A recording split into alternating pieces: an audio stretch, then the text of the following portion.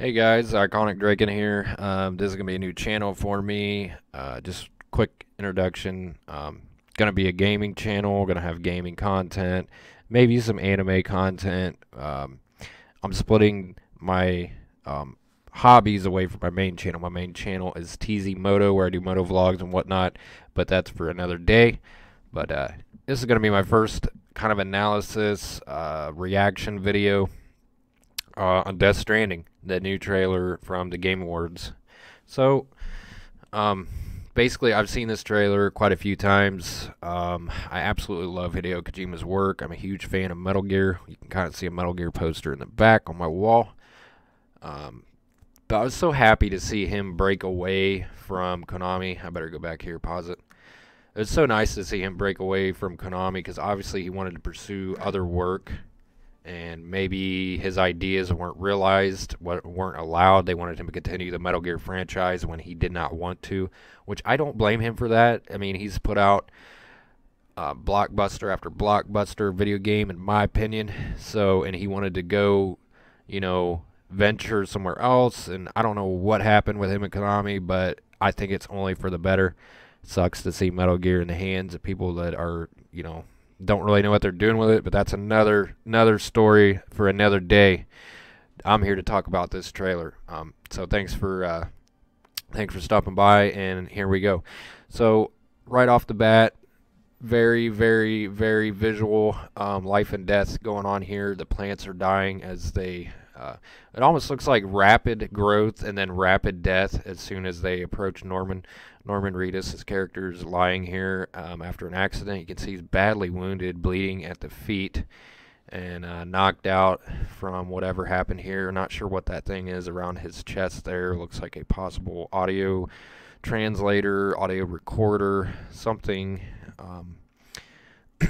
something audio, I'm assuming, or has something to do with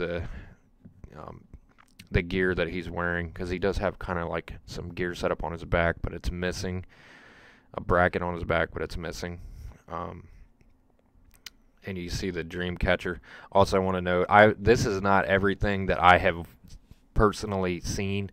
I've watched some other analysis videos just to get an idea of some of the stuff that I missed. So this is going to be, probably repetitive to anyone else that's checked out some of these other videos. But as you can see, the name on his uniform is Porter, which I'm not really sure is that division government that he works in. They are also, one thing I want to point out before it gets any further, they are, someone noticed that the badge that they wear is the Corpse Disposal Team 6, which I find very interesting. So they're obviously, Porter is part of a military or government group. These aren't like, singled out factions. At least I wouldn't assume so. I mean, they seem very well equipped. Porter is obviously a call tag, a name for their squad, maybe their squad, but obviously I think this this setting of Death Stranding obviously has some kind of higher moral order, just based off of the gear and everything that I've seen, especially that United States like little logo bridges. So he's running over to check this, what looks like a corpse in a body bag, and it also has like a gold painted skull on its face, which signifies death in my head, but also kind of, whoops, sorry, it's time to go to bed.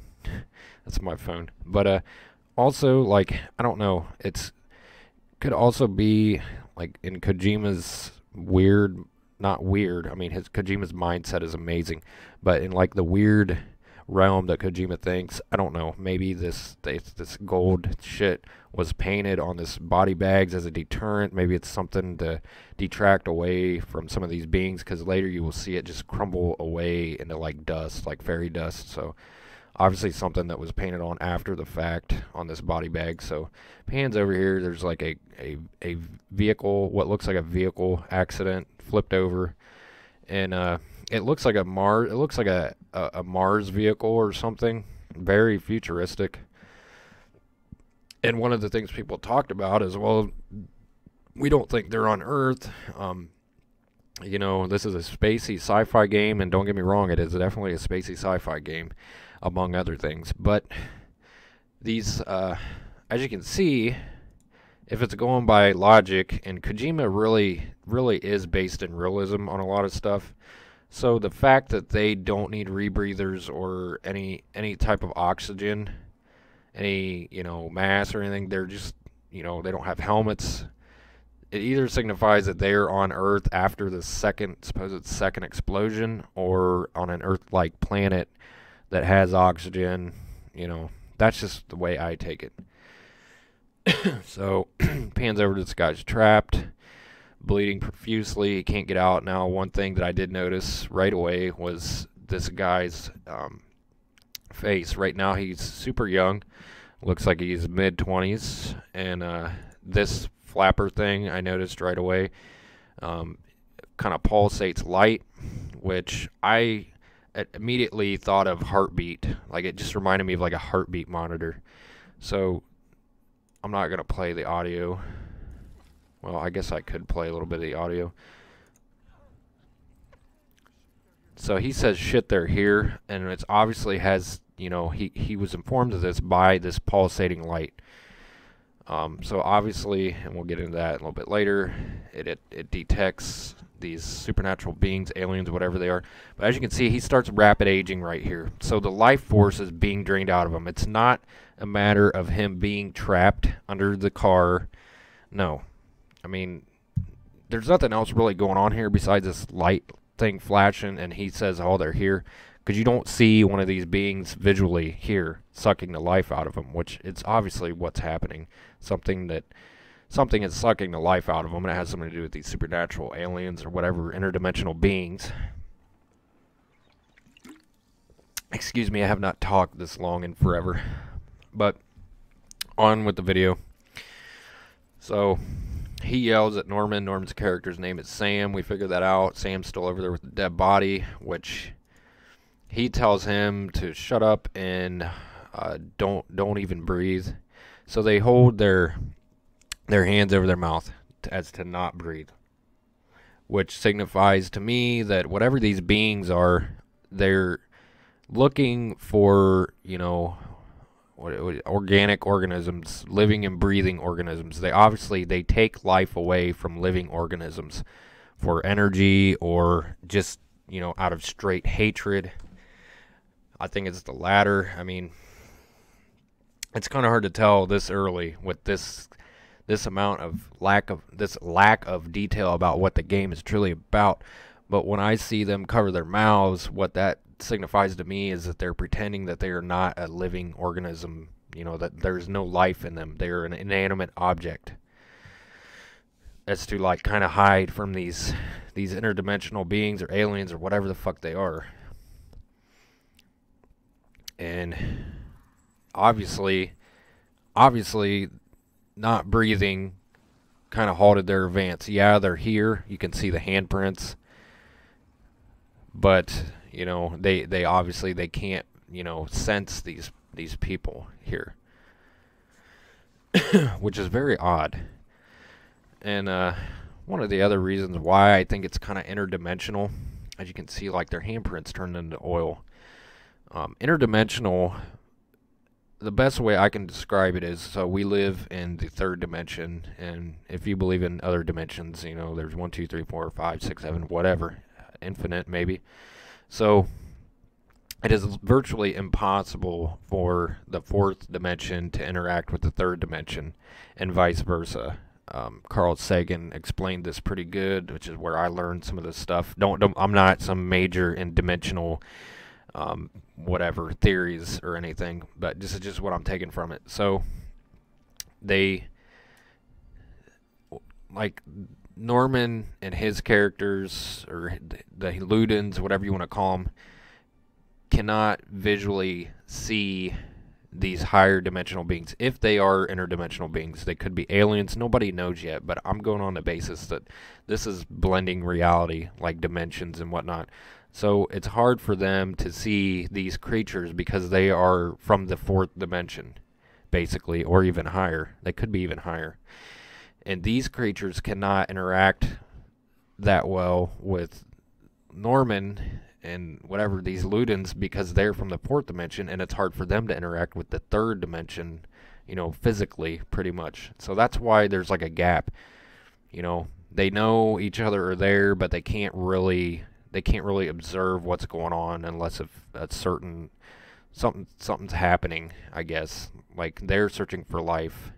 So the fact that they were stopping, holding their hands over their mouths, maybe that signifies they're trying to signify that they're not living, they're not breathing, they're, just part of the third dimension. God, it's hard to explain. It's like blowing my brain up right now trying to explain my thoughts. As I said, apologize if this kind of it's just like a rambling video, but it's just a little bit of me. I wanted to get out there into these types of videos because I've always wanted to do it. But moving on. So here's the corpse, and like somebody said before, corpse disposal team on one of their badges. So I think that wherever they were, they recovered a body of extreme importance.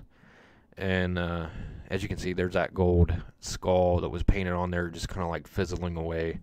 Not really sure what that was about, but maybe it's like a deterrent, or something to try to hide the fact that they have this corpse. I don't know. It's just blown out of proportion there, my thoughts. But as you can see, it's like shaking violently. So I don't really think this thing was dead. I honestly think, someone else talked about it, that this was one of those beings that you would see in the sky at the end of this trailer and at the end of like the other trailer from last year. I think maybe it was a body captured of one of these interdimensional beings, and they were like on their way to retrieve it, and they got caught. Hence, it disappears into this black goo, into the ground, and then you can barely faintly see an outline of a body, of a human-like body. It looks ginormous, but that's part of like the upper dimension. If it was like if it was a fourth dimensional being trapped in the third dimension, yeah, it's in this body bag, but that's truly not what it would look like, I guess. And maybe these beings took this, fourth dimensional being back via this black goo, because this black goo seems to be like the only way these monsters can interact with this world, this third dimension. God, this is going around in circles, but they take this corpse back with them, and then it appears, like a shadow, barely able to see it over this black goo, which fourth dimension stuff, fourth dimension, third dimension. That's just what I'm trying to understand here.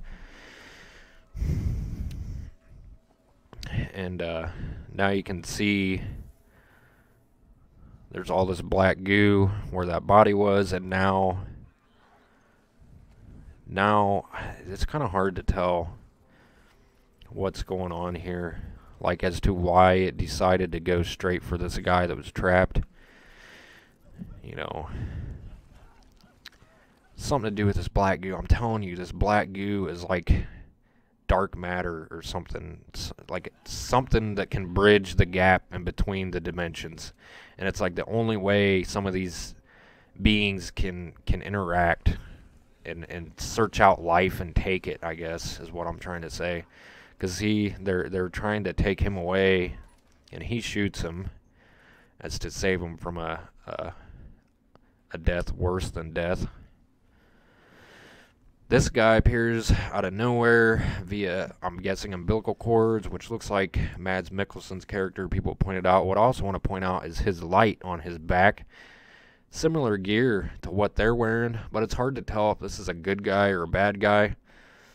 Also has what looks to be, a mask or gold skull paint on his face, like the corpse had. Kind of hard to tell, but I think this guy is a puppet of the bigger beings that you will see. But also his light is orange, so like it's hard to describe. But with his light being orange and their lights being blue, I think of it as opposing. Like his is going to detect life forms, maybe. And theirs detects, you know, the life stealers. I don't know what you want to call it, but obviously some polar opposites going on here. Just really cool, really fucking cool stuff going on. There's the baby. Funny thing to note, the light here like kind of resets and the baby comes out and like kind of does a front flip and doing some crazy tricks in that container there. But then it goes back to like the fetal position, and it starts, you know, starts detecting again.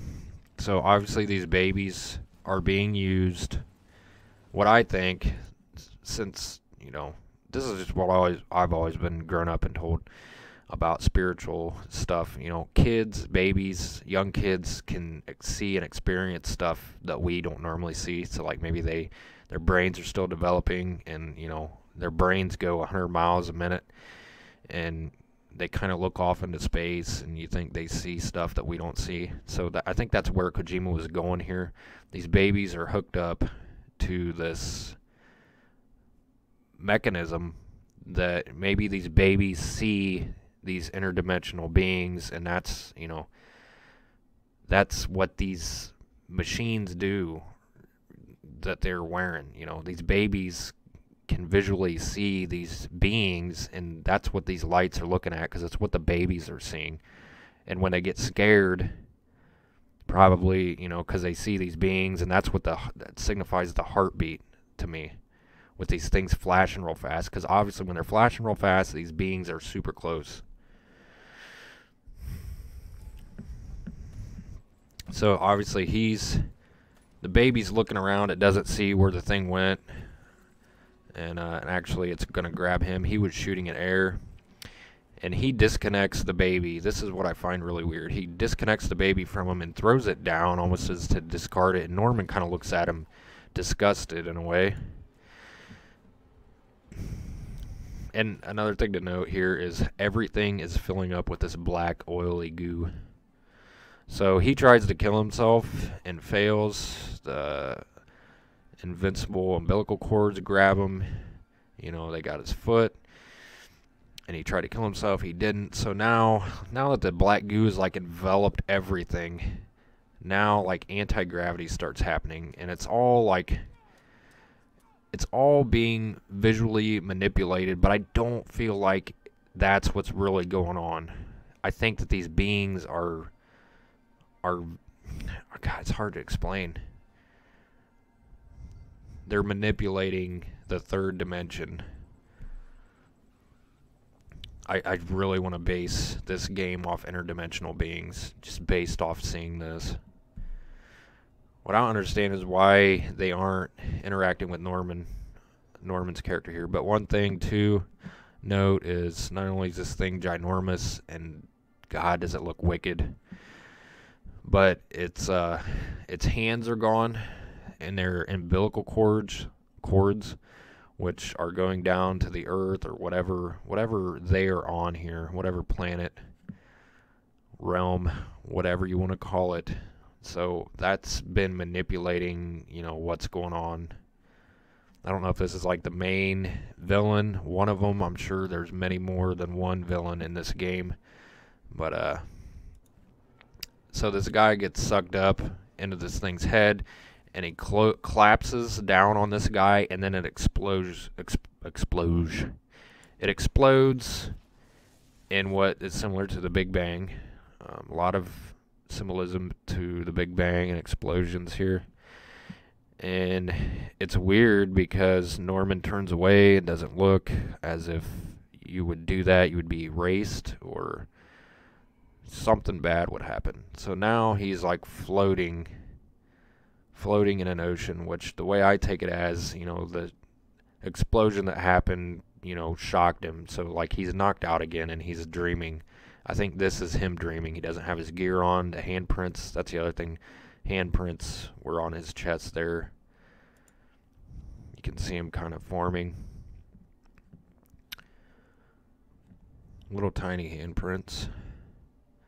But yeah, I think this is him, like, being knocked out from that explosion, and he's seeing the bodies float up, and then this creature, which looks totally different than the other creature, just comes up and sucks the body away.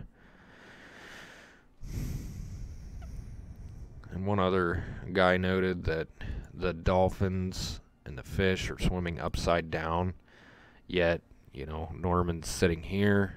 There's that bridge's United States of something logo, the dream catcher, which is a dream catcher. Whoops. The dream catcher is obviously some deep symbolism into spirituality and dreaming, you know, the subconscious mind and stuff like that, which is, you know, highly Native American culture, which I respect Kojima for doing that. So he's, you know, he's back on the floor of said ocean or whatever happened, fully clothed, doesn't have the baby. And this is so fucking weird. Anyone trying to explain this shit right here, it's just mind-boggling. So fucking cool, though. So fucking cool. Someone said that maybe Norman, you know, had a baby implanted into him, so he could see stuff that others couldn't. So he wakes up, what I'm guessing, after the explosion.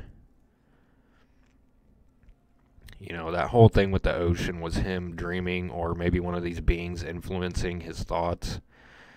And the baby is no longer there. Well, you don't see it in that container, so I'm guessing the baby's dead. As you can see here, Norman is highly pissed, and my God, these graphics are amazing. So Norman sheds a tear, which further leads me to believe that the baby has died. And here's the crater where this being was. This could very well be the very beginning of the game, honestly. So what I think of here is that's where the big being was standing. As you can see, the goo spreading out. Very, very well could be the beginning of this game. But the explosion happened. It blew Norman away from the explosion because he was standing pretty close. And that's the crater. And now we have five bodies here. 5 psychomanises.